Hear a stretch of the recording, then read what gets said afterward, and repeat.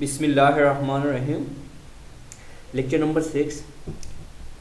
In last lecture we have discussed the assets and measurement of asset. In this lecture we will discuss the liability and recognition of liability and measurement of liability. So first of all, what is liability? The first point, the existence of a present obligation to an other entity.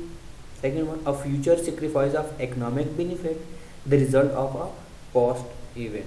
So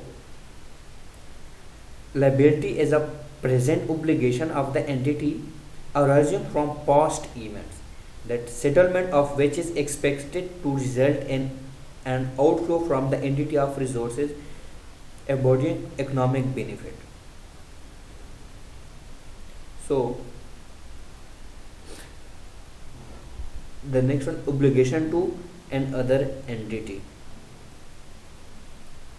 There are several aspects of this characteristic of a liability.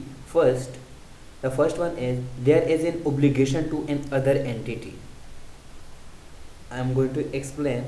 This requires the involvement of two separate entities, the reporting entity and an outside entity. As a result, an internal committee doesn't create a liability. Thus, a voluntary decision by an entity to provide for the future maintenance of plant and equipment would not create a liability because no outside entity is involved. On the other hand, an entity that manufactures and sells products that carry a warranty to rectify fault has a present obligation under that warranty to an external party, even though no claims have yet been made. The second one is the obligation to the other entity must be legally, equitably, or constructively unavoidable. A liability does not exist if it can be avoided by any action other than future sacrifices of economic benefits. Here there are 3 points of this obligation. A legal obligation may arise from a binding contract or statutory requirement. Second one, an equitable obligation arises from social or moral consideration of form or from custom rather than legal sanction. A third one is a constructive obligation is one that arises from normal business practice or custom rather than from a contract or statutory requirement. So the third one is for a liability to result, the obligation must currently exist. This means that obligation that will or may arise in future do not result in liability. There must be a present obligation to an external party for a liability to exist. For example, an entity may have decided to commit itself to a large expansion of its factory in the next reporting period. Assuming building contracts have not yet been signed, there is no present obligation. It is an obligation that will only arise in the future. At the end of reporting period, there is no obligation to pay anything to anyone. So there is merely an intention to enter into commencement in the future. So the second obligation is continued here, which I have already discussed: the legal obligation, equitable obligation, and constructive obligation I have discussed. So the next one is recognition of liability. It is probable that an outflow of resources embodying economic benefit will result from the settlement of a present obligation, and the amount at which the settlement will take place can be measured reliably. What this means? It means like assets liability are recognized only when the outflow of resources embodying economic benefit is probable and the amount of the liability is capable of reliable measurement. An outflow of resources embodying economic benefit is probable if the outflow is more likely rather than less likely. In other words, the liability should be recognized if the probability of the future outflow of resources occurring exceeds 0.5.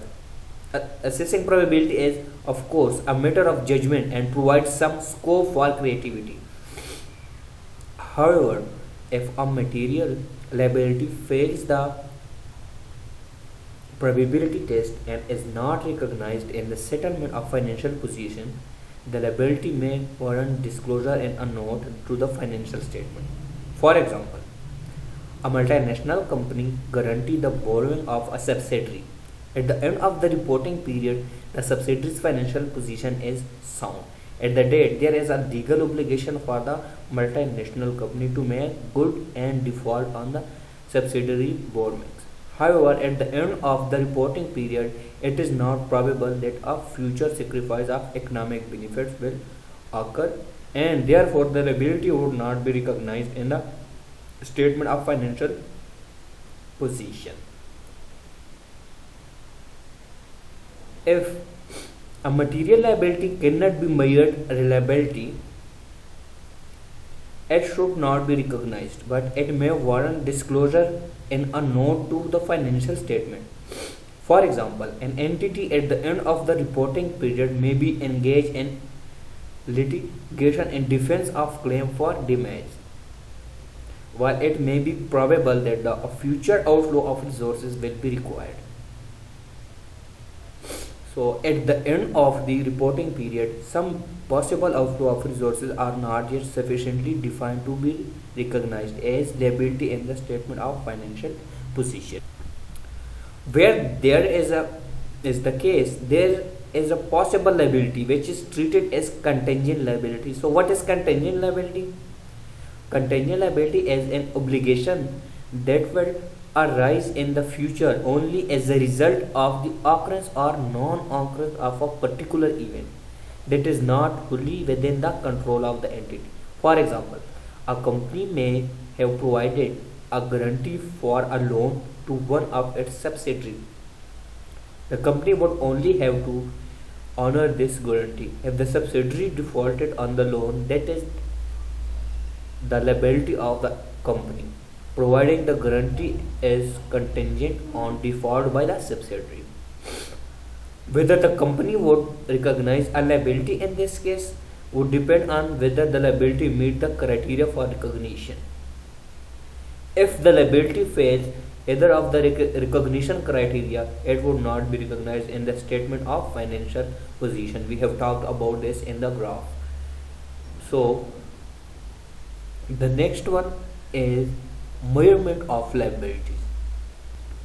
In this session, we will discuss only historical cost. Historical cost, there are two parts of historical cost: the contract price method and the internal yield method.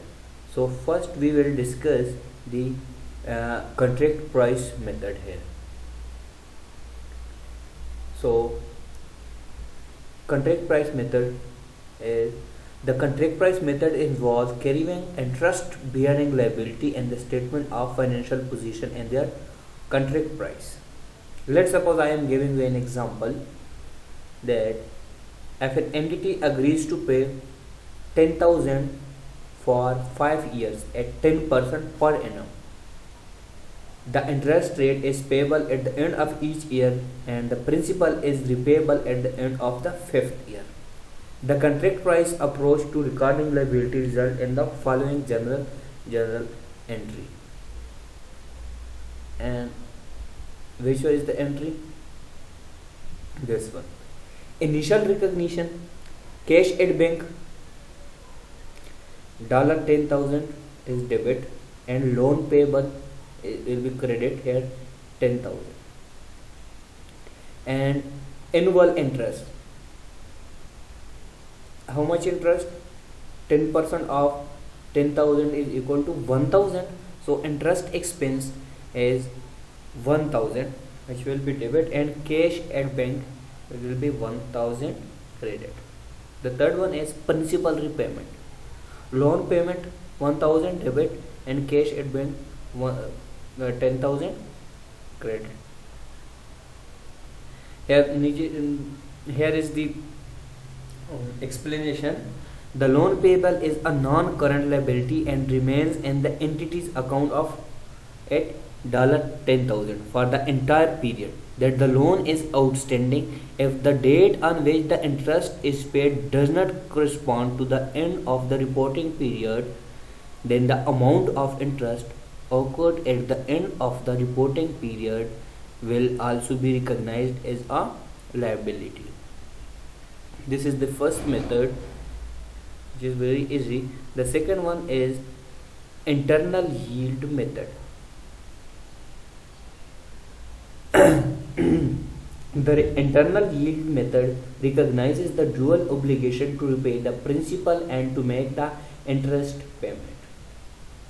The liability shown in the statement of financial position is the present value of interest and principal payment discounted at the internal yield of the debt. The internal yield is the effective rate of interest implicit in the borrowing agreement. The internal yield method is illustrated in the next slide. So, the contra price method is historical in the sense that the amount of liability is the amount agreed in the original cost. But here the advantages of internal yield. It is reliable because it relies on readily verifiable documentary evidence. It ignores the time value of money. It is simple to apply. So we are going to discuss the example 3.2. An entity borrows 10,000 for 5 years at an interest rate of 10% per annum. Interest is payable at the end of each year and the principal is repayable at the end of the 5th year. At the time the loan is negotiated, the liability is equal to the present value of the principal repayment and the interest payment are discounted 10%. The movement of the liability is as follows. We will simply put the formula, and this is 10,000. What will be the journal entry? Journal entry to record the loan would be as follows. Cash at bank 10,000, debit. Loan payable, which is liabilities, is 10,000. The interest at the end of the 5 year would be recognized in the usual way as follows. Interest expense 1,000, cash at bank 1,000, which is credit. And at the end of the 5 year, the amount of the liability would be the present value of the principal repayment and the remaining interest repayment discount at 10%. Here is the formula. We will use the formula and the answer will be 10,000 of the present value. The liability remains unchanged, although the principal and interest component have changed. What is unchanged? The liability remains same, which is 10,000, and the principal interest component have changed because of the situation of the 5 years in shown in the table shown. Here is the table. In the first year, present value of principal at beginning of year 6,209. Present value of interest rate at beginning of year, this is the interest rate and this is the principal, 3,791. If we will add both, amount of liability at beginning of year is 10,000 and the second year is the same calculated, and if we add both value, the answer will be here amount of liability will be 10,000. It can be seen that the amount of liability remains unchanged over the 5 year period. The result is the same as the contract price method, although the underlying Original is different and application of the internal yield method is considered in chapter 11 in accounting for lease is discussed. We will discuss the in detail in chapter number 11.